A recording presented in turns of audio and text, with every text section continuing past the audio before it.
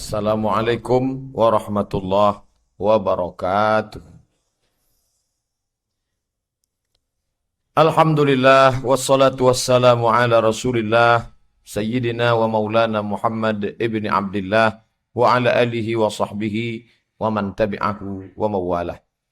Bapak-bapak, ibu-ibu, hadirin hadirat, alim ulama, cerdik pandai, tokoh masyarakat, yang besar tak dihimbau gelar, yang kecil tak dapat disebut nama. InsyaAllah kita semua dimuliakan Allah Subhanahu wa ta'ala. Amin ya rabbal alamin. Ada seorang bernama Ibrahim bin Adham. Asalnya dari Al-Balkh. Ba, lam, kha. Orang Balkh ini biasa ujung namanya disebut Al-Balkhi. Contohnya Syaqiq Al-Balkhi. Sekarang negeri Balkh ini berada di negara Afghanistan. Afghanistan, Uzbekistan, Kazakhstan, Kyrgyzstan, itu banyak ulama-ulama berasal dari sana zaman dulu. Bahkan Imam Bukhari itu, yang punya kitab Sahih Al-Bukhari, itu berasal dari Uzbekistan. Sedangkan yang kita kaji malam ini, Ibrahim bin Adham dari Balkh, sekarang Afghanistan. Ayahnya seorang raja dari negeri yang disebut sebagai sekarang Persia. Dulu Sunni itu. Dulu Persia itu ahlu sunnah wal jamaah. Tapi sejak berkuasanya dinasti Safawi, berubah menjadi Syiah. Itulah pentingnya politik. Politik kalau sudah menguasai suatu negeri, bisa dirubahnya akidah itu dari Sunni menjadi Syi'i. Dinasti Safawi lah yang merubah Persia menjadi Syiah. Na'udzubillah. Tapi justru bisa juga sebaliknya. Salahuddin Al-Ayyubi Sunni bisa merubah negeri-negeri di Afrika Utara menjadi Sunni. Itu juga karena politik. Maka orang Islam mesti menguasai politik. Lalu kemudian anak raja bernama Ibrahim bin Adham tadi berburu. Anak-anak raja itu hobinya berburu. Naik kuda, tembak sana, panah sini, panah sana. Ketika dia sedang berburu itu, tiba-tiba dia mendengar suara ke telinganya. Kata suara itu, alihadza khuliqta, abihadza umirta. Alihadza khuliqta, apakah untuk ini engkau diciptakan? Abihadza umirta, apakah untuk ini kau disuruh Allah? Terus suara itu ke telinganya. Apakah untuk ini kau diciptakan? Apakah engkau diciptakan hanya untuk naik kuda, memanah ke hutan sana, berburu ke sana, berburu ke sini? Apakah untuk ini kau diciptakan? Bukankah engkau diciptakan untuk beribadah menyembah Allah? Jadi kalau ada suami ibu hobinya memancing sana, mancing kemari, tiba-tiba berhenti, itu mungkin dia mendengar suara. Apakah untuk ini engkau diciptakan? Engkau diciptakan untuk memakmurkan masjid. Engkau diciptakan untuk sholat berjamaah. Engkau diciptakan untuk baca Quran. Bukan menunggu yang tak jelas dari pagi sampai petang. Tak apa ditunggu. Abihadza umirta. Apakah untuk ini kau diperintahkan Allah? Engkau diperintahkan Allah untuk beribadah. Lama-lama dia berpikir ditinggalkannya negeri Khurasan. Khurasan. Al-Khurasani, orang Khurasan. Akhirnya dia menyibukkan diri dengan ibadah kepada Allah Subhanahu wa ta'ala. Maka kisah dia banyak ditulis dalam kitab-kitab yang terkait dengan akhlak. Bagaimana mencari ridha Allah. Bagaimana meninggalkan ridha dunia kepada ridha Allah. Ibrahim bin Adham. Imam Ibnul Jauzi menyebutnya dalam kitab Sifatus Safwah. Imam Al-Ghazali menyebutnya banyak dalam kitab Ihya Ulumuddin. Orang-orang soleh banyak bercerita, mulutnya selalu menyebut Ibrahim bin Adham. Meninggal tahun 161. Lebih tua daripada Imam Syafi'i. Imam Syafi'i lahir 150. Ibrahim bin Adham meninggal 161. Artinya apa? Ketika Imam Syafi'i berumur 11 tahun, meninggal Ibrahim bin Adham. Hanya saja dia tidak berkecimpung dalam masalah fikih. Dia lebih banyak bercerita masalah akhlak, masalah pensucian jiwa, masalah membersihkan hati, masalah mendekatkan diri kepada Allah Subhanahu wa taala. Datanglah seorang pelaku perbuatan maksiat, hobinya buat dosa saja sama dia. Lalu kemudian bertanya orang ini kepada Ibrahim bin Adham. Wahai Tuan Ibrahim bin Adham, ya, bolehkah aku melakukan perbuatan maksiat? Nampak jawaban orang bijaksana. Kalau kita lah, misalnya saya, tiba-tiba datang mahasiswa. Ustadz Somad, ya, boleh aku melakukan perbuatan maksiat? Gila ente. Kita langsung emosi. Karena orang itu kadang memancing emosi kita. Kadang orang itu tak memancing, memang kita bawaannya mau marah aja. Tapi Ibrahim bin Adham yang sudah paham dengan sifat karakter orang, ketika ada orang nyeleneh, bertanya ke dia, boleh kita buat maksiat, wahai Tuan Ibrahim bin Adham? Kata Ibrahim bin Adham, boleh. Yang datang ini mau buat dia penasaran. Maka pun dia menjawab dengan jawaban yang juga membuat penasaran. Boleh saya buat maksiat? Kata dia, boleh. Loh, kok boleh? Bisyurut. Boleh bersyarat. Dalam kurung, syarat dan ketentuan berlaku. Kalau engkau cukup syarat ini, buatlah dosa. Bisa saya buat dosa? Bisa. Tapi katanya haram. Siapa bilang haram? Kalau kau cukup 5 syarat ini, silakan buatkan itu dosa. Apa syaratnya? Inilah yang akan kita kaji menjelang salat Isya. Kalau waktunya kurang, kita lanjutkan setelah Isya. Setelah itu kita sambung dengan tanya jawab. InsyaAllah. Sebagaimana biasa. Sudah 3 bulan saya tak datang ke masjid ini. Perkembangannya luar biasa. Atapnya masih seperti yang dulu. Tapi kubahnya dari jauh sudah nampak. Saya datang dari Parit Indah. Begitu menengok, Masya Allah, seolah-olah sedang berada di dekat Masjid Kuba. Putih kubahnya di atas. Hebat dari jauh. Begitu di dekat, macam dulu juga lagi. Artinya kita mesti banyak berinfak dan bersedekah. Betapa malunya kita, rumah Allah seperti ini, rumah kita adem, ayam, nyaman, tentram. Masuk ke rumah Allah macam ini. Padahal tiap hari kita katakan Allahu Akbar. Allah Maha Besar. Buktinya rumah kita lebih besar daripada rumah Allah. Mestinya berubah ucapan kita. Allahu Asghar. Allah Maha Kecil. Karena rumahku lebih besar daripada rumah Allah. Rumahku lebih mewah daripada rumah Allah. Rumahku lebih rapi daripada rumah Allah. Tak sesuai ucapan kita dengan ucapan hati, dengan sikap kepada Allah Subhanahu wa taala. Selanjutnya, kenapa membelok ke masjid pula? Boleh aku buat maksiat? Boleh, kata Ibrahim bin Adham. Syarat yang pertama, idza aradta an ta'siyallaha. Kalau engkau mau melakukan perbuatan maksiat, apa syaratnya Ibrahim? An takhtabi fi makanin la yarakallahu fihi. Kau cari tempat yang kira-kira Allah tidak melihat. Beratlah kalau begitu. Di mana tempat yang Allah tak menengok kita? Anda sedang diawasi oleh kamera CCTV. Begitu tulisan di salah satu parkir di kampus di universitas di Pekanbaru ini. Saya tak mau sebut nama universitasnya. Karena ternyata setelah saya tengok, kamera CCTV itu rusak. Tak hidup. Sudah berjamur kabel-kabel di belakang itu. Tapi banyak pencuri yang takut. Bodoh pencuri itu. Tak mau mereka mencuri helm di situ. Karena tulisan itu tetap ada. Anda diawasi kamera CCTV. Awas, itu bos kita nengok dari atas tuh. Bos di atas, karyawan di bawah, semua pakai CCTV. Semuanya takut. Kalau pun ngobrol pelan-pelan. Gimana Ustaz? Iya.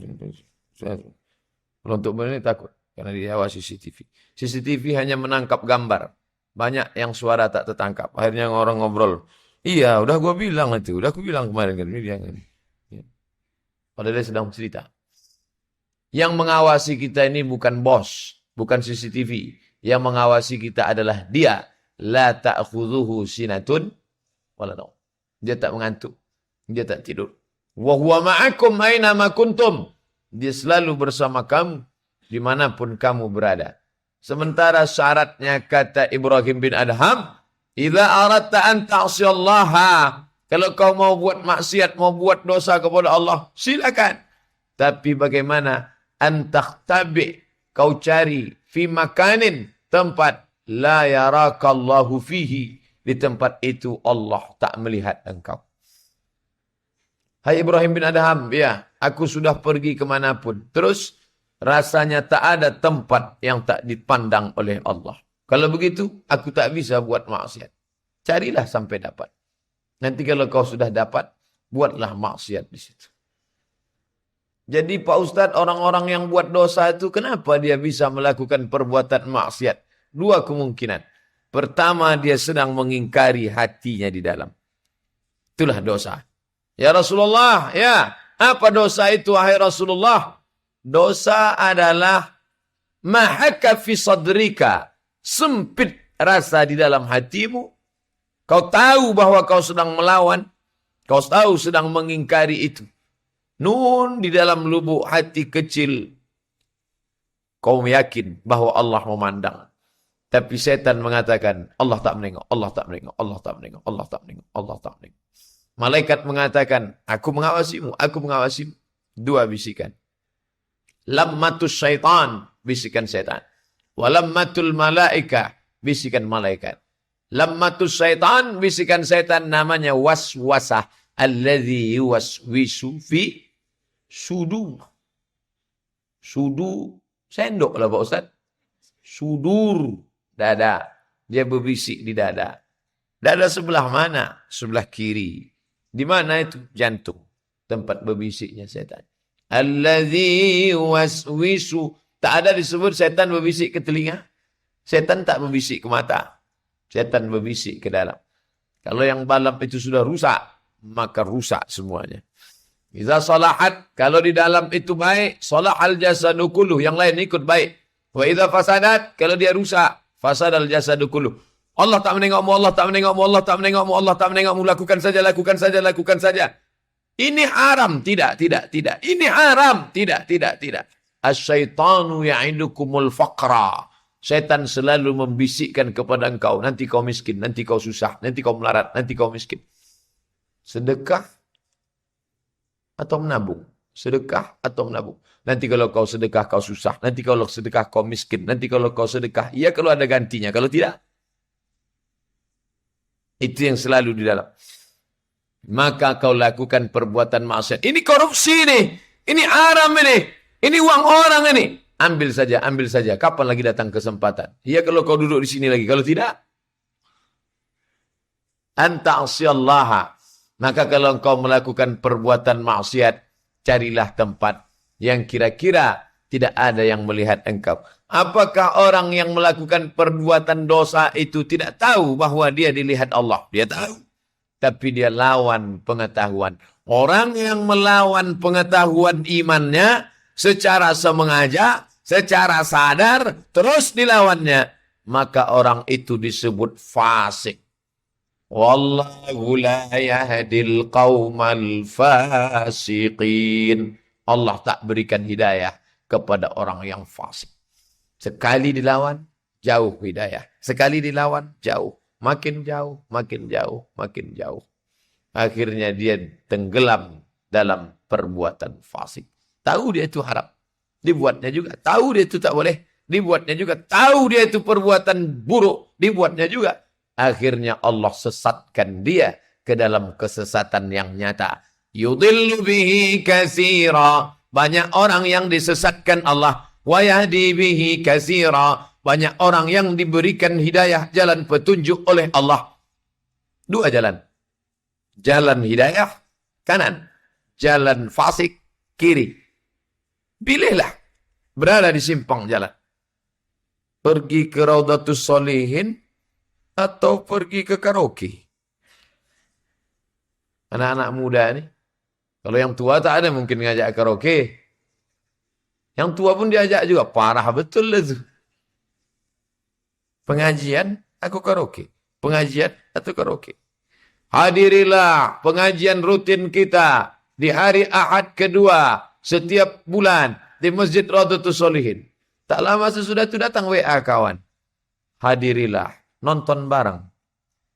Ke sini apa ke sini? Kata iman di dalam, jangan. Allah mengawasimu. Kata kawan, ayolah. Tidak, aku akan tetap pergi pengajian. 1000 kalian mengajak, aku tetap pengajian. Kata kawan, aku yang bayar. Ayalah kalau gitu.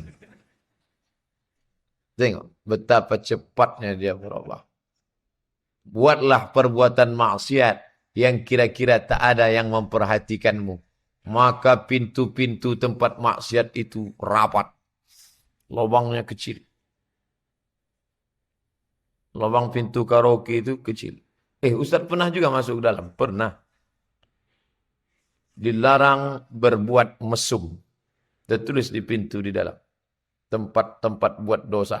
Dilarang berbuat mesum. Dilarang melakukan perbuatan dosa. Sama macam tulisan di tempat rokok. Rokok dapat menyebabkan kanker, impoten, gangguan kehamilan. Itu dulu. Dulu. Kenapa? Karena akhirnya orang memplesetkan itu. Katanya rokok ini berbahaya. Rokok berbahaya kalau rokok dapat, Pak Ustaz. Coba tengok. Rokok dapat. Kalau dapat, kalau dibeli tidak. Akhirnya muncul tulisan terbaru. Rokok membunuhmu. Kenapa dituliskan itu? Dibuatkan gambar jantung terbelah, bibir rusak, segala macam kanker. Sampai biru itu paru-paru, sampai hitam. Kenapa? Kenapa dituliskan di tempat itu? Begitu juga di tempat perbuatan dosa. Dilarang melakukan perbuatan mesum dan maksiat. Orang tahu dalam melakukan perbuatan itu. Siapa yang dilawannya? Yang dilawannya adalah dirinya sendiri. Karena dalam hati nurani yang paling dalam, orang tahu bahwa dia sedang diawasi Allah Subhanahu wa ta'ala. Itulah perlunya berlingkungan kawan sahabat yang mendekatkan diri kepada Allah. Jangan, nanti kau begini, kata dia. Bersyukur Bapak Ibu, kalau ada kawan yang masih melarang kita. Kalau ada kawan yang mengajak kita puasa sunat. Kalau masih ada kawan yang mengingatkan kita tentang perbuatan maksiat. Pegang dia sampai mati. Jangan biarkan dia pergi jauh. Karena kalau sampai dia jauh dari kita, belum tentu ada kawan lain. Ini pesan dari Al-Mukarram Kiai Haji Lutfi Zawawi. Khairul ashab man ya'du'uka ilal khair. Sebaik-baik kawan adalah kawan yang mengajakmu berbuat baik. Ada kawan saya ini Pak, baik betul dia Pak Ustaz. Kenapa yang kita tahu dia baik? Pokoknya kalau ngutang sama dia enak betul. Ngutang itu apa? Untuk ngajak buat dosa. Asal mau main judi sama dia dikasihnya utang. Bukan baik. Madi'adu'uka ilal khair. Yang mengajak engkau berbuat baik. Yang mengingatkan engkau perbuatan dosa. Ibrahim bin Adham sedang mengingatkan itu. Kalau engkau mau buat dosa, carilah tempat yang kira-kira Allah tidak melihat perbuatanmu. Orang Islam masuk kamar mandi pun dia akan diawasi Allah. Allahumma inni a'udzubika minal khubuthi wal khaba'ith. Pak Ustadz, kata tuan rumah di Malaysia, Ustadz selama tinggal di sini tausiah, tak usah di hotel, di rumah saya saja. Ini kamar mandi, ini sampo, ini sabun, ini basahan. Disediakan basahan. Pakai basahan. Kenapa? Karena di dalam tempat yang tak ditengok orang pun, kita malu. Karena ditengok. Inna alaikum lahafizin. Kiraman katibin. Ya'lamuna ma taf'alun. Orang beriman senantiasa ditanamkan itu dalam dirinya. Apa salahnya? Bukan ada orang menengok kita. Malaikat ada. Kiraman katibin. Apa salahnya? Malu kepada siapa? Malu kepada Allah. Allah sedang memandang. Al-haya malu syu'batun minal iman. Al-imanu bid'un wa sab'una syu'bah. Iman itu 73 sampai 79 cabang. A'laha yang paling tinggi la ilaha illallah. Wa adnaha yang paling rendah imatatul adha anit tariq. Membuang sampah, membuang duri, membuang yang mengganggu dari jalan. Al-haya'u syu'batun minal iman. Malu adalah cabang daripada cabang iman. Orang banyak malu kepada manusia. Malu ketahuan ngupil. Ngupil bukan dosa. Apa ngupil itu Pak Ustaz? Mencongkel tai hidung. Tunjukkan saya kitab fikih yang mengatakan ngupil haram. Belum ada lagi. Tapi malu lebih tinggi. Bayangkan kalau ada orang ngorek hidung, diliput oleh 10 TV swasta. Ditonton di seluruh Indonesia. Tiba-tiba ada yang mengirimkan ke WA. Ustadz tadi ngupil ya. Kok kalian tahu? Ini siaran live-nya Pak Ustadz. Malu. Malu kepada manusia. Bagaimana malu kepada Allah Subhanahu wa ta'ala. Makanya kalau ada orang takut buat dosa, kenapa? Saya takut karena masuk neraka. Tak salah. Hebat. Takut masuk buat dosa, kenapa? Karena takut nanti amal nih hilang. Kalau saya aniaya orang, nanti dosa bertumbuh, bertambah. Nanti perbuatan ini akan menghilangkan perbuatan baik saya. Tak salah. Tapi ada yang lebih hebat. Apa dia? Merasa dimanapun dia diperhatikan Allah Subhanahu wa ta'ala. Salat maghrib tadi. Allahu Akbar. Semua menengok ke tempat sujud. Tak satu pun menengok ke atas. Parah betul Masjid Raudatul Shalihin ya. Kasihan dah. Tak ada. Semuanya menengok ke tempat sujud. Setelah salam barulah. Assalamualaikum warahmatullahi. Assalamualaikum warahmatullahi. Subhanallah, subhanallah, subhanallah, subhanallah, subhanallah, subhanallah. Selama solat tadi tidak ada yang gatal betul kepala. Tak ada yang menggaruk sampai. Tak ada. Kenapa? Karena 3 kali bergerak harakah ajnabiyah yang bukan gerakan solat. Batal solat. Maka dia tak akan mau menggaruk. Gatal betul tengkuk. Sekali tarik. Kuku tajam. Gatal juga lagi. Sekali tarik. Gatal juga lagi. Belikal panak. Berkurap itu. Kenapa orang tak mau? Dia malu karena dia sedang berada di hadapan Allah. Inilah maqam ihsan. Islam. Anta syahada illa ilaha illallah wa anna Muhammadar Rasulullah. Wa tuqima salah. Wa tu'tiya zakah. Wa tasuma Ramadan. Wa tahajjal baita in istata'ta ilaihi sabila. Maqam Islam. Tinggi lagi iman. An tu'mina billah. Wa malaikatihi. Wa kutubihi. Wa rusulihi. Wal yawmil akhir. Wa biqadri khairihi wa syarrihi. Ihsan. Apa itu ihsan? An ta'budallaha ka'annaka tarah. Kau berada dalam setiap ibadahmu seakan-akan engkau melihat Allah. Fa illam takun tarah, kalau engkau tidak melihat Allah, fa innahu yaraka. Dia melihat engkau. Dia melihat engkau. Inilah yang paling berat. Sunyi di tengah keramaian, ramai di tengah kesunyian. Ini ramai ini. Ada Pak Ketua Masjid, ada Pak Bendahara, ada Ibu, ada Bapak, ada adik-adik, ada kamera sampai 3. Ramai. Tapi tetap merasa sunyi. Kenapa? Tetap merasa berdua dengan Allah Subhanahu wa ta'ala. Kalau yang kusampaikan ini salah, malu. Nanti aku akan dihitung oleh Allah. Kalau yang kusampaikan ini mengada-ngada, malu. Aku sedang ditengok oleh Allah. Ramai. Tapi sedang berdua dengan Allah. Sunyi, tak ada orang. Tengok kanan, tengok kiri, tak ada orang. Tapi tetap ramai. Kenapa ramai? Karena tetap ramai berdua dengan Allah Subhanahu wa ta'ala. Merasa ramai di tengah kesunyian. Merasa sunyi di tengah keramaian. Inilah yang sulit. Tapi sekarang alhamdulillah banyak orang yang merasa sunyi di tengah keramaian. Ramai orang. Tapi dia tetap merasa sunyi. Kenapa? Dia tetap berdua dengan HP-nya. Orang ramai dia tak peduli. Kata sambutan, kata gitu, kata ini. Dia berdua aja. Dan ramai di tengah kesunyian. Anak tak ada. istri tak ada, keluarga tak ada. Dia tetap ramai. Ramai dengan HP. Enggak ada lo enggak ramai. Kalaupun mau ramai, biarlah ramai. Karena tak ada yang lain. Ramai karena bersama Allah. Bersama malaikat. Bersama kiraman. Bersama katibin. Bersama hafazah. Kau mau buat perbuatan maksiat? Iya, silakan. Cari tempat yang kira-kira engkau tak dilihat Allah. Oh, kalau begitu aku tak bisa.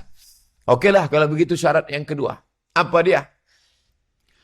Idza aradta an ta'siyallaha. Kalau kau mau melakukan perbuatan maksiat, ya, lakukanlah dia di mana?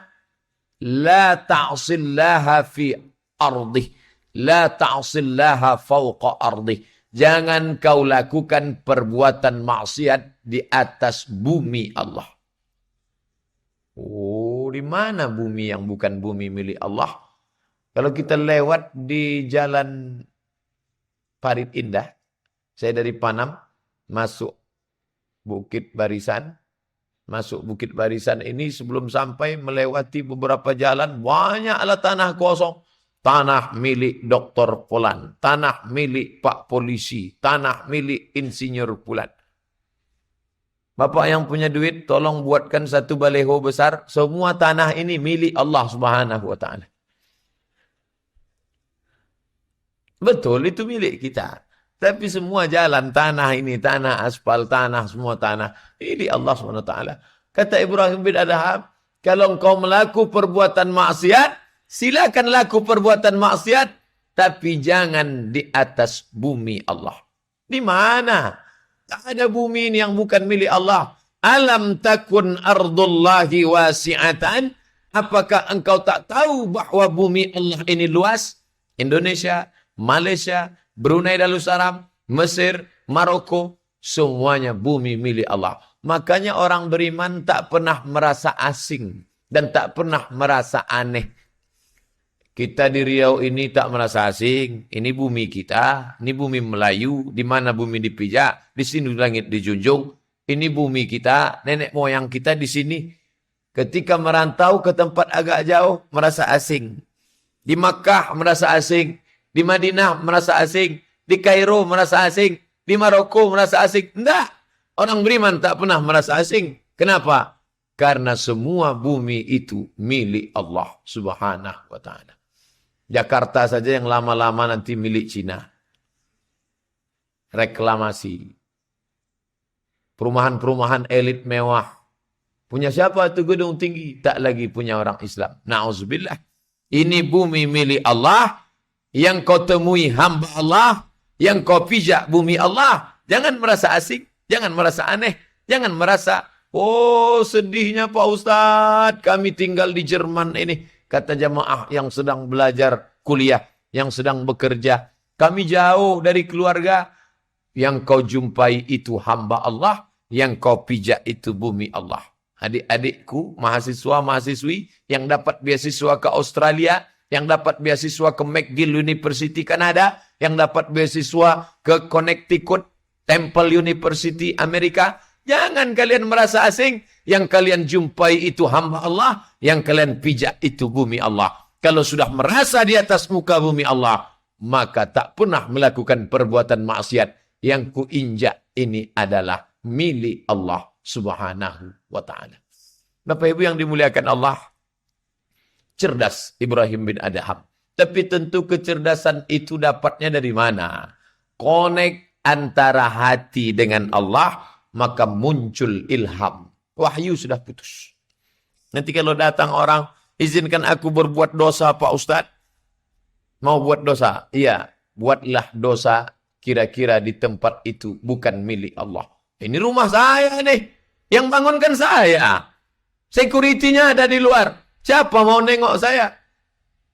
Dibaca habis subuh sekali, habis sholat subuh sebelum matahari terbit sekali, dibaca setelah sholat asar tenggelam matahari. Petang, pagi, maksurat. Di antara ayat maksurat, lillahi ma fis samawati wa ma fil ard. Apa yang di bumi, apa yang di langit, punya Allah, bukan punya engkau. Dianjurkan habis sholat baca ayat kursi. Apa isi ayat kursi? Allahu la ilaha illa huwal hayyul qayyum. La ta'khudhuhu sinatu wa la naum. Lahu ma fis samawati wa ma fil ard. Bumi ini milik Allah. Yang kita pijak ini bumi Allah. Kalau mau buat dosa, jangan di atas muka bumi Allah. Carilah tempat yang lain. Ada seorang guru, muridnya 40. Tapi yang satu ini sayang betul dia. Adapun murid-murid yang lain, agak cuek saja. Tentu murid ini merasa cemburu. Sampailah hati tuan guru. Yang ini dia sayang, dia perhatikan. Padahal kami sama-sama muridnya. Guru tahu. Karena dari gerak-gerik, bicara, tatapan mata, murid nampaknya mulai cemburu. Kalian cemburu karena saya terlalu sayang kepada ini. Iya betul tuan guru. Kalau kalian mau tahu rahasianya, besok pagi kalian semua datang, bawa burung masing-masing, ayam, unggas, burung puyuh, burung apapun dia, bawa pisau. Untuk apa? Bawa sajalah besok pagi. Besok pagi semuanya membawa. Begitu mereka bawa, udah, ya. Cari di tempat yang kira-kira kalian tidak dilihat oleh Allah. Yang satu pergi ke atas bukit. Kira-kira tak dilihat Allah. Kira-kira tak ada yang menengok. Ya. Tak ada manusia satupun. Sunyi. Potonglah di situ. Maka dia potong. Yang satu masuk ke dalam gua. Gelap. Tak ada orang melihat. Dia potong. Yang satu naik ke atas pokok payu. Tak ada orang melihat. Dia potong. Setelah itu semua murid berkumpul. Kumpul semua ramai. Apa yang terjadi? Semua dengan membawa pisau berdarah dan leher unggas dalam keadaan putus. Kecuali satu murid yang kesayangan. Dia datang dalam keadaan pisau masih bersih dan dalam keadaan unggas burung masih hidup. Disitulah baru semuanya sadar. Patutlah tuan guru sayang kepada dia. Kenapa? Ditanya, kenapa kamu tak potong? Kemanapun aku memijak tanah yang kuijak bumi Allah. Kemanapun aku menghadap, aku merasa sedang diawasi dalam pengawasan Allah subhanahu wa ta'ala. Kalau begitulah orang, maka dia tak akan berbuat maksiat. Karena kemana kau menghadap, yang kau hadap adalah wajah Allah. Aynama tuwallu wujuhakum, kemanapun kau menghadap, fasamma wajhullah, maka engkau sedang menghadap Allah. Walillahil masyriq wal maghrib, timur dan barat milik Allah. Aynama tuwallu, kemana kau pun menghadap, milik Allah. Ayat ini membantah orang Yahudi yang mengejek-ejek Nabi ketika menghadap arah Baitullah. Laisal birra an tuwallu wujuhakum qibalal masyriqi wal maghrib. Yang baik bukan yang menghadapkan wajahnya ke timur dan ke barat. Kita ini orang baik nih. Kita semuanya menghadap ke barat. Kita menghadap ke arah kiblat. Orang yang baik adalah yang ketika dia berada dimanapun, dia sedang berada di hadapan Allah. Kalau memang begitu Pak Ustadz, nanti kalau gitu kita sholat isya menghadap ke Pangkalan Kerinci aja lah. Ini arah kiblat. Allah mau kita ini Robnya satu, arahnya satu. Makanya jangan mau diajak orang kafir. Orang Islam tuh nyembah batu tuh. Nyembah Ka'bah. Tak ada orang nyembah Ka'bah. Ka'bah itu sebagai arah kiblat. Innama ana rabbukum. Tuhan kalian satu. Arah kiblatnya satu. Pakai bahasanya bahasa satu. Allahnya satu. Arah kiblatnya satu. Bahasa yang dipakai satu. Dari Maroko sampai ke Raudhatus Shalihin, ayat yang dibaca Fatihah. Alhamdulillahi Rabbil Alamin. Ar-Rahmanir Rahim. Orang India, Fatihah bahasa Arab. Orang Pakistan, Urdu, Fatihahnya bahasa Arab. Orang Mesir, Arab, bahasa Arab. Orang Cina, tetap pakai bahasa Arab. Kiblatnya satu, Allahnya satu. Ini penyatuan. Allah suka kita satu. Tapi masalah dimanapun berada, kita tetap di bawah pengawasan Allah dan di atas muka bumi Allah subhanahu wa ta'ala. Kalau orang merasa di atas muka bumi Allah, dia tak sombong. Itu tanah saya tuh. Tahu ente menengok kebun sawit, kebun karet, gotah itu. Itu punya saya tuh. Itu punya Allah Subhanahu wa taala. Dipinjamkan ke saya sebentar. Kalau sadar bahwa barang itu pinjaman, kalau hilang tak sedih. Banyak orang ketika barang itu ada, dia yakin itu pinjaman Allah. Itu mobil bapak ya? Enggak. Tapi tadi naik itu pinjaman Allah. Tapi ketika hilang, ngamuknya minta ampun. Kalau memang betul itu punya Allah, maka ketika dia hilang, maka tidak sedih. Kenapa? Karena dia adalah pinjaman dari Allah Subhanahu wa taala.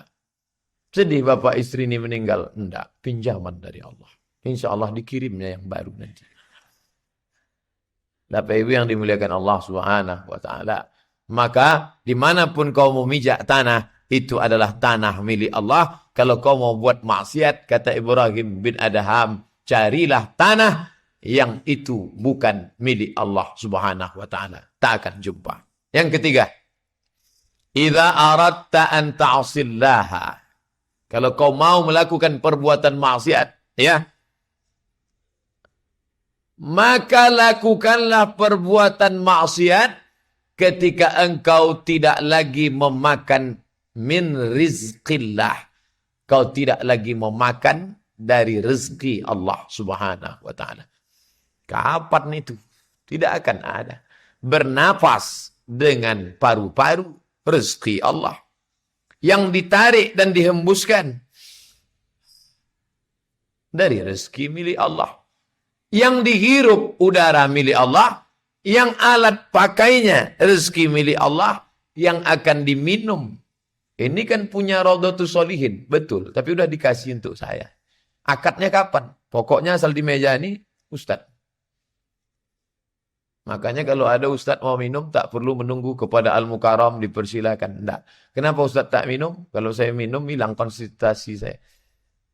Semuanya milik Allah Subhanahu wa taala. Jadi kalau engkau mau berbuat maksiat, maka lakukanlah ketika engkau mengharap berbuat, berharap berbuat, makan, minum, bernapas, bukan dari rezeki Allah Subhanahu wa taala. Tidak akan sampai kapanpun semuanya rezeki dari Allah Subhanahu wa taala. Orang yang berbuat maksiat itu sebenarnya dalam hatinya ada tercetus agak sedikit, ini punya saya. Makanya dia berani pakai itu bukan di jalan Allah Subhanahu wa taala. Ini punya saya nih Pak Ustaz. Maka terserah saya apa ini mau saya buat untuk apa? Enggak. Itu ente dapat dari mana? Dari uang kerja. Kerja itu bisa kenapa? Karena ada kudrat, ada kemampuan. Kemampuan ente di bidang apa? IT, pakar komputer. Eskom, sarjana komputer. Kenapa bisa bekerja? Kenapa kelingking ini bisa bergerak? Berapa banyak orang sekarang tak bisa menggerakkan kelingking? Hanya menggerakkan kelingking pun tak bisa. Sebaliknya pula ada yang bergerak-gerak tak bisa berhenti.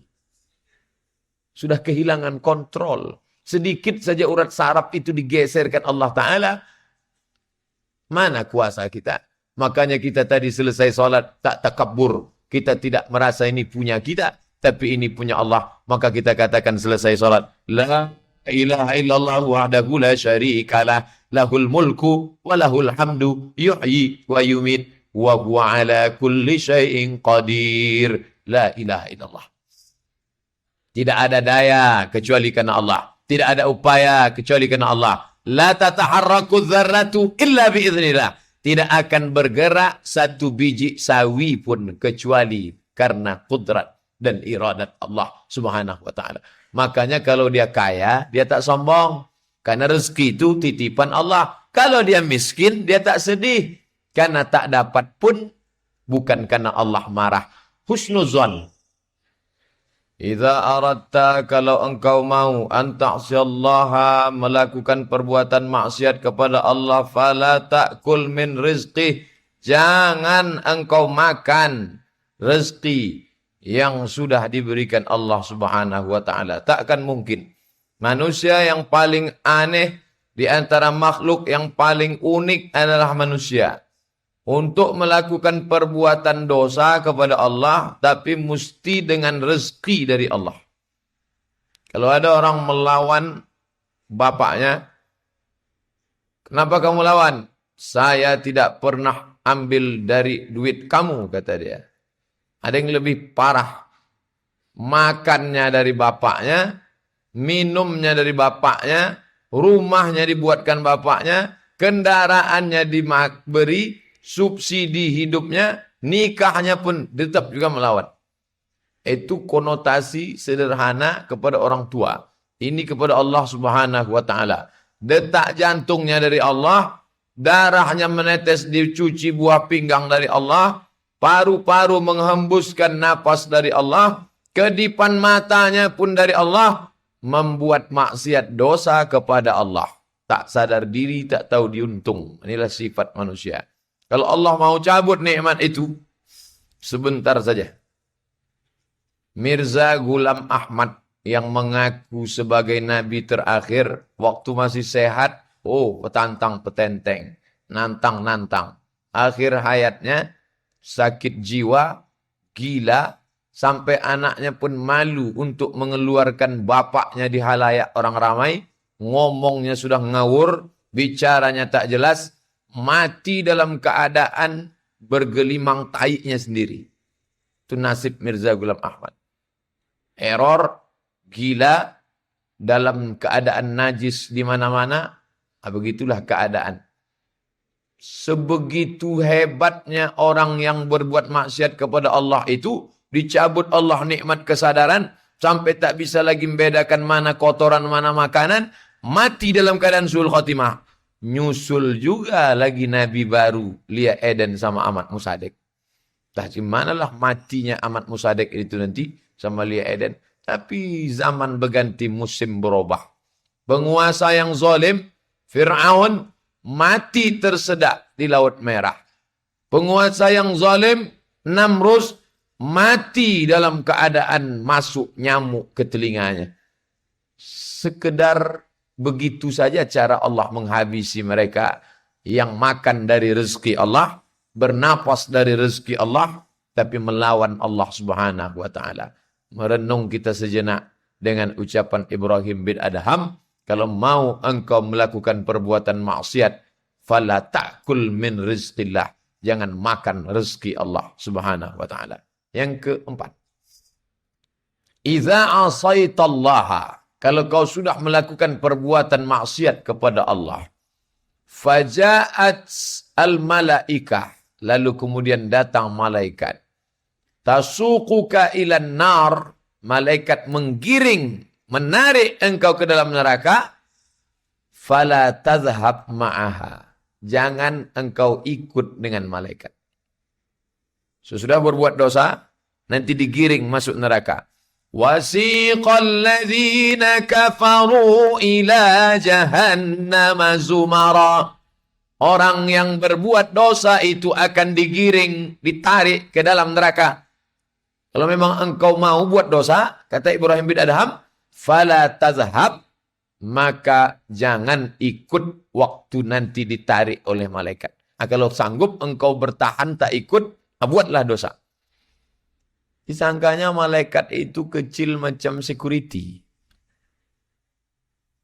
Sedangkan ditangkap security saja agak 2-3 ditarik, tak sanggup kuasa. Konon lagi malaikat mau menarik. Sebesar apa malaikat itu Pak Ustadz? Buka Quran. Uli ajnihatin, makhluk bersayap, masna 2, wa sulasa 3, wa ruba' 4. Dari satu sayap ke sayap yang satu, bainal masyriqi wal maghrib, antara timur dan barat.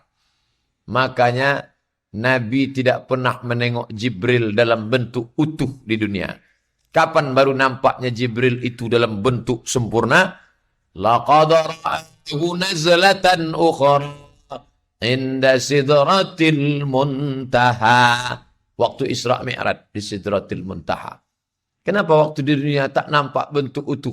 Andai malaikat itu dalam bentuk fisik, semen, bertulang, berdaging, berkulit, tak muat dunia ini hanya untuk Jibril alaihissalam. Maka dilihatnya dalam bentuk, Allah menunjukkan dalam bentuk cahaya, karena cahaya tidak mengambil tempat. Cahaya, cahaya, cahaya. Sebesar apapun cahaya di ruangan ini tidak mengambil tempat. Karena cahaya bukan fisik. Malaikat seandainya turun dalam bentuk fisik, tak muat dunia ini. Malam Lailatul Qadar. Qadar artinya sempit. Man qudira alaihi rizquhu. Siapa yang disempitkan rezekinya. Qadar artinya sempit. Lailatul Qadar, malam yang sempit. Kenapa disebut sempit? Andai turun malaikat dalam bentuk batu kerikil, maka sempit dunia ini sampai kita tak bisa bergerak. Makanya pada pagi malam Lailatul Qadar itu cahaya matahari redup. Kenapa redup? Saking banyaknya cahaya malaikat yang turun. Salamun hiya hatta matla'il fajr. Tapi hadis ini tak bisa dipakai di Riau.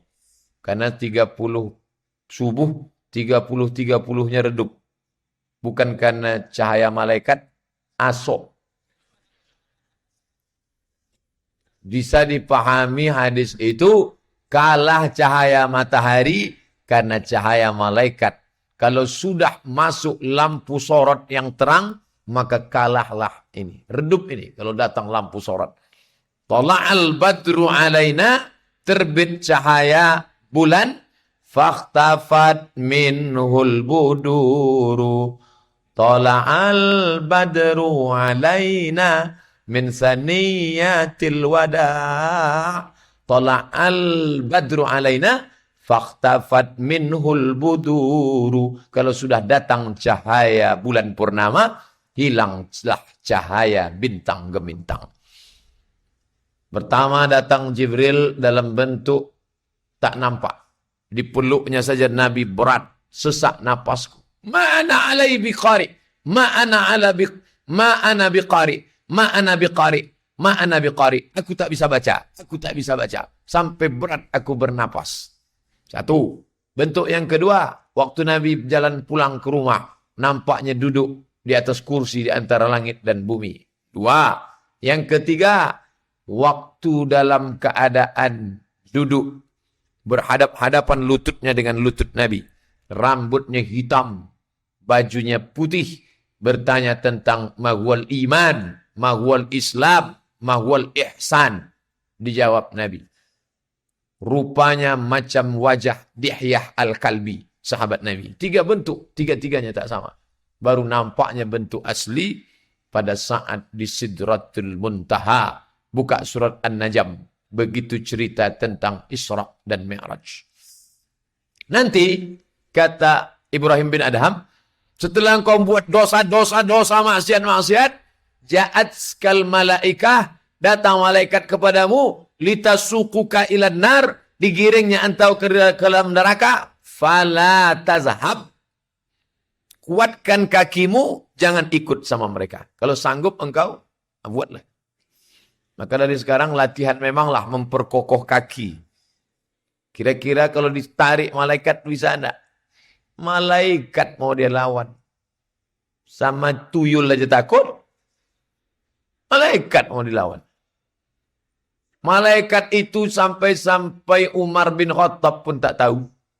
Setelah pergi malaikat yang berambut hitam berbaju putih.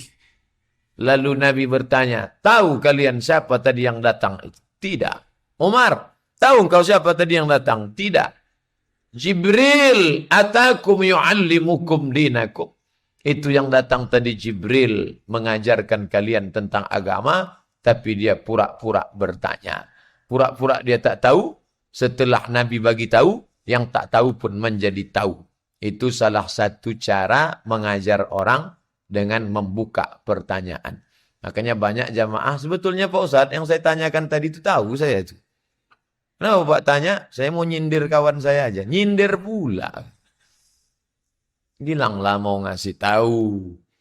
Jibril alaihissalam, malaikat. Manusia tak tahu kalau itu Jibril. Tapi Lia Eden tahu itu Jibril. Dia mengaku katanya Jibril, Mikail, Israfil, Israel sudah turun ke rumahnya. Mengangkat dia menjadi nabi terakhir. Dan dia pula sudah dapat ilham bahwa Ahok itu titisan 2 monyet. Dan dia minta supaya presiden menyiapkan bandara karena Jibril mau turun dari planet pakai UFO, kata dia. Orang begini dibela ini oleh human right. Nah, ini nanti entah bagaimanalah malaikat maut menyentapkan nyawanya. Kalau engkau melakukan perbuatan dosa, datang nanti malaikat, la tazhab, jangan kau pergi bersama mereka, sanggup tak? Kata si pelaku maksiat tadi, aku tak sanggup. Berat-berat betul syarat ente ini, wahai Tuan Ibrahim bin Adham. Syarat yang kelima. Syarat yang kelima, kata dia, nanti ketika engkau melakukan perbuatan maksiat di hadapan Allah Subhanahu wa Ta'ala, lalu kemudian dicatat oleh malaikat, ra'aita sahifata zunubika. Ra'aita, kau lihat dengan matamu. Sahifata, lembaran-lembaran. Zunubika, dosa-dosamu.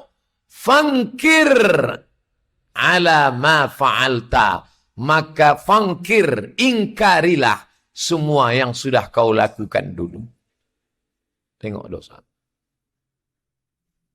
Terus, ini perbuatan dosamu. Iya, ingkarilah. Katakan kepada malaikat, hai malaikat, kalian salah tulis nih. Sanggup ente melakukan itu? Kalau sanggup, lakukanlah perbuatan dosa. Maka nanti sampai masanya ditunjukkan buku catatan itu. Apa kata Allah? Iqra, baca. Selama ini disuruh Iqra, bismi rabbikal ladzi khalaq. Sekarang enggak. Iqra kitabak. Baca buku catatan amalmu. Dibacalah di situ pada tanggal 12 Rajab 1438 Hijrah. Kami duduk bersama di majelis taklim, majelis Raudatus Salihin. Ini catatan amal engkau. Iya. Tapi di halaman berikutnya macam-macam isinya. Duduk bersama Mahabharata. Duduk bersama maksiat. Duduk. Sanggup engkau mengingkari itu. Sampai-sampai orang yang menengok buku catatan itu, apa kata dia? Mali hadzal kitab. Mengapa buku catatan saya ini la yughadiru saghiratan, semua yang kecil-kecil, wala kabiratan, semua yang besar-besar, illa ahsaha, semua tercatat dalam buku catatan yang nyata. Tak ada yang luput dari catatan. Ini kertasnya, ini penanya mencatat. Berangkat ke Masjid Raudatus Shalihin, ibadah. Duduk mendengarkan pengajian, ibadah. Mengantuk-mengantuk sedikit, ibadah. Tak tahan menengok triplek bergantungan, nyumbang, ibadah. Menengok catatan 1.200.000.000 harga kubah, ibadah. Pulang ke rumah, melayani anak, membersihkan semuanya, mendidik mereka, membesarkan, ibadah. Bekerja besok, bismillah, tawakkaltu ala Allah, la haula wa la quwata illa billah, ibadah, ibadah. Tapi begitu dicatatkan dosa-dosa, maka ingkarilah kalau engkau sanggup. Tak ada yang bisa mengganggu. Tapi ada yang penanya menggantung. Tak pernah berjalan penanya. Rufi'al qalam. Qalam. Qalam itu artinya pena. Bukan tempat ikan itu.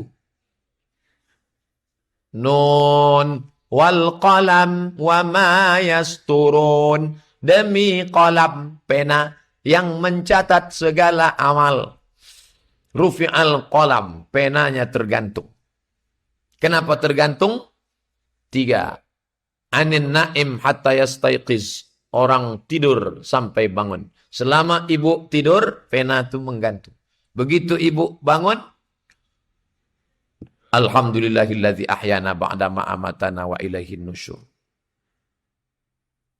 Bangun dari tempat tidur, pergi kamar mandi berwudu, catat amal. Orang dulu kalau bangun kamar mandi, mandi berwudu. Orang sekarang enggak. Begitu bangun, update status langsung. Anin naim hatta yastayqiz. Orang tidur sampai bangun. Anis sabiyyi hatta yahtalim. Anak kecil sampai akil baligh. Anak-anak kecil tuh yang duduk-duduk di tangga. Itu penanya tak mencatat tuh. Gantung. Setelah dia nanti akil baligh, jadi tak dapat pahala dia. Orang tuanya dapat pahala. Karena membawa dia ke masjid. Allah bisa karena biasa. Dari kecil dibawa-bawa. Sampai tertua nanti dia beramal. Anil majnun. Majnun. Kilometer 11. Seberantas. Nil majnun, orang gila. Hatta yafiqa, sampai dia sembuh. Orang pikun kenapa tak disebut Pak Ustaz? Orang yang disuntik, mau operasi kenapa tak disebut? Qiyas. Anak kecil sampai akil balik. Orang gila sampai sembuh. Orang tidur sampai bangun. Nah, ini tak dicatat. Makanya Bapak Ibu kalau mau berkelahi, mau mengamuk waktu sedang tidur itulah. Tidak dicatat. Orang gila itu satu pun tak dicatat amalnya. Makanya banyak orang gila tak mau sembuh. Orang gila itu nanti di akhirat tidak ada dosanya dan dia berdialog dengan Allah Subhanahu wa taala. Aku, kata Allah, memberikan engkau akal wahai orang waras, kau pakai akal. Anak kecil yang meninggal dunia tak sempat beramal, bersih. Orang gila, bersih. Tak adil Allah kalau gitu Pak Ustaz. Kenapa dia tak adil? Kacamata kita terlalu tipis membaca keadilan Allah Subhanahu wa ta'ala. Sedangkan kemauan ibu saja anak kadang tak bisa mencernanya. Bolak-balik anak itu minta pisau. Marah dia karena tak dikasih pisau. Kenapa ibu tak kasih? Anak, kau masih kecil. Kalau kau pegang pisau ini nanti luka. Logika ibu tak terbaca anak. Apalagilah cara pandang Allah Subhanahu wa ta'ala. Maka tak ada cara lain. Ana inda husni zanni abdi bi. Aku menurut prasangka hambaku kepadaku. Bersangka baik kepada Allah Subhanahu wa ta'ala. Maka orang kalau mau berbuat dosa, agak-agak kira-kira sanggup kita mengingkari malaikat. Jangankan mau mengingkari malaikat, mengingkari pegawai Telkomsel aja kita tak sanggup. Meledak rekening HP, rekening telepon, komplain. Ini gimana nih? Jangan-jangan salah mesin kalian nih. Sebentar ya Bu, jangan ngamuk-ngamuk dulu Bu. Ini nanti Pak, jangan marah-marah dulu Pak. Tenang. Kita lihat aja print out-nya nanti. Sebentar ya, di print out kan. Tengok. Rupanya memang betul. Banyak ngobrol tak terasa. Jam sekian nelpon ke Amsterdam. Jam sekian nelpon ke ini. Jam sekian ini. Betul Bapak yang ngomong. Iya, kok nggak ingat saya ya? Kita tak ingat perbuatan itu. Berapa banyak perbuatan kita di masa lalu. Makanya orang kalau sudah pergi haji, pergi umrah, menangis di tanah suci. Kenapa? Mengenang dosa begitu banyak. Kalau sudah datang tablik akbar, Ustaz Arifin Ilham di halaman SPN, kantor polisi. Astaghfirullah. Rabbal baraya. Menangis jamaah. Kenapa? Mengenang dosa yang dia ingat-ingat. Tapi biasanya orang tak ingat. Terutama masalah hutang. Banyak yang tak ingat. Makanya disuruh tulis. Umar bin Khattab di waktu malam diambilnya cemeti, cambuk, pecut. Dicambuknya kakinya. Hai kaki, kemana saja tadi engkau siang melangkahkan kaki. Kenapa? Karena kita tak ingat. Sesungguhnya zikir-zikir yang diajarkan dalam kitab Al-Adhkar oleh Imam Nawawi, itu supaya kita ingat. Mau masuk kamar mandi. Mana? Ingat, eling. Kaki kanan apa kaki kiri? Lupa saya Pak Ustaz. Mana kanan, mana kiri? Orang yang payah membedakan mana kanan, mana kiri, itu kecil kurang bahagia. Ini kiri, ini kanan. Masuk WC, kaki kiri. Masuk masjid, kaki kanan. Seorang anak kecil sudah masuk WC, mundur balik ke belakang. Cucu saya ini Pak Ustaz, pernah saya tengok, kata ibu jamaah, masuk dia ke WC, keluar dia balik. Kamu kenapa? Salah tadi Nek, kaki kanan saya masuk. Cucu sadar, nenek tak ingat. Ingat, kanan apa kiri? Masuk masjid. Allahumma ftahli abwaba rahmatik. Kanan dulu. Mau makan, mau minum. Ada banyak orang enak saja kan. Betul tuh Pak Ustaz. Memang sekarang nih Pak Ustaz, banyak orang diganggu setan. Dia minum pakai tangan kiri, setan.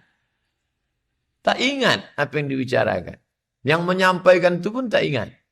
Bapak Ibu yang dimuliakan Allah Subhanahu wa ta'ala. Ketika kita tak ingat, tapi ada yang mengingat. Ada yang mencatat. Katibin, kataba, menulis. Katibin, menulis. Nanti sampai masanya. Wa kulla syai'in ahsaynahu fi imamin mubin. Semuanya kami hitung, semuanya kami catat dalam buku induk yang nyata. Besar sekali Pak Ustadz catatan itu nanti. Ya, berapa eksemplar? Wallahu a'lam bishawab. Dulu orang sulit untuk membayangkan sebesar apa buku catatan manusia. Sekarang mudah saja. Buku PDF bisa disimpan dalam flash disk, dalam eksternal 1 tera. Dulu 1 komputer 4 giga. Kecil. Sekarang 1 eksternal flash disk bisa sampai hard disk eksternal bisa 1 tera. 1000 giga. Bisa. Kenapa mustahil bagi Allah untuk menyimpan buku catatan kita? Ada sekolah di Rokan Hulu, sekolah tinggi agama Islam, ilmu Al-Quran. Itu bookless, tak pakai buku. Rektornya Dr. Mustafa Umar. Masuk saya ke dalam ke perpustakaan. Tak ada buku. Mana bukunya Ustadz? Ini namanya perpustakaan bookless. Ada namanya wireless, tak pakai wire. Bookless tapi sedikit buku. Jadi bagaimana? Semua pakai iPad saja. Layar besar. Mau membukanya gimana? Mau membesarkannya? Dari jauh. Hebat. Bukunya di alam ghaib semua. Bisa. Ratusan ribu judul buku. Muncul. Kenapa Allah tak bisa membuat catatan kita nyata? Ini di dalam kepala ini ada pita yang lebih halus dari rambut. Kalau dipegang ujungnya di Masjid Raudhatus Shalihin, maka ujungnya bisa ditarik lebih jauh dari Las Vegas. Tak putus. Itulah pita yang akan diputar. Rekaman pita itu yang akan diputar dan kita menonton segala perbuatan kita di masa lalu. Sampai-sampai kita pun tak ingat. Saya itu ya. Berapa banyak ibu-ibu yang tidak ingat tentang rekaman pesta anaknya 20 tahun yang lalu. Ketika diputar videonya, mama, saya tuh ya, iya, kok ramping betul. Orang tak ingat foto dia di masa lalu. Begitulah orang akan melihat perbuatannya nyata. Sekecil apa? فَمَنْ يَعْمَلْ مِثْقَالَ ذَرَّةٍ خَيْرًا يَرَهُ. Sebesar biji sawi akan kau tengok sebesar bukit Uhud. Kata sahabat Nabi kepada tabi'in, para tabi'in, kami dengan kalian sama, solatnya sama, puasanya sama, ibadahnya sama. Bedanya apa? Dosa yang kalian anggap sebesar ujung rambut, kami menganggapnya sebesar bukit Uhud. Itu saja bedanya. Kalau zaman sahabat dengan zaman tabi'in begitu perumpamaannya, kita sekarang bagaimana? Dulu orang menganggap terlambat sholat berjamaah itu luar biasa. Buka kitab Al-Fiqhul Islami wa Adillatuh. Kalangan salaf, 3 abad pertama itu salaf. Abad 1, abad 2, abad 3 salaf. Kalau mereka tinggal takbiratul ihram, mereka berduka cita 7 hari, 7 malam.